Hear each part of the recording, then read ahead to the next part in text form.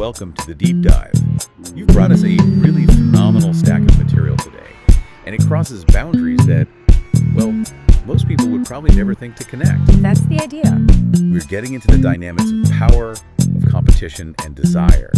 And we're pulling lessons from, of all places, Silicon Valley philosophers, evolutionary biologists, and even ancient royalty. Exactly. The mission here is to track one single concept, and that concept is leverage.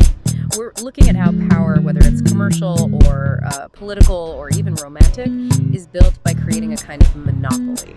Monopoly, like the board game. Well, sort of. We'll show you how this idea, which you usually hear about in, economics class, is actually a hidden key to understanding, well, everything, from how we date to geopolitical strategy. And the things we've pulled out were genuinely surprising. We've got Peter Thiel's really radical take on why competition is, in his words, for losers. Then there's the hidden science of how we're biologically wired for commitment.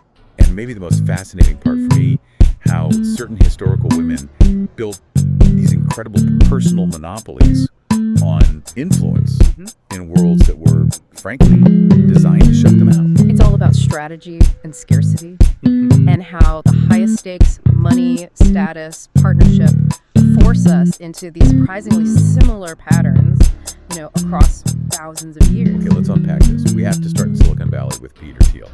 He's controversial, obviously, but also hugely successful. And if we boil his whole philosophy down, the core idea is that competition is for losers. It sounds like a provocation, and it is, but there's a real insight there. For Thiel, the only way to get true success, whether you're a business or an individual, is to create a monopoly. Right. It's called the 0 to 1 innovation. Yeah. It's about making something completely new, not just making a small improvement on something that already exists. It's called 1 to N. Because competition, in his view, just destroys profit. It drives everything towards zero. I mean, you look at a company like Amazon, which the source material uses as an example.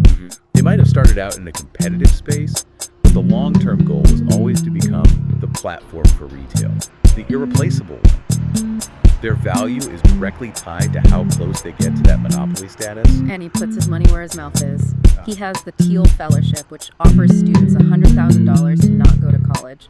He's literally paying them to reject the standardized competitive path. To get off the 1 to N track. Exactly, to go hunt for a secret, a 0 to 1 opportunity that everyone else is missing. But the really mind-blowing part is where this philosophy comes from.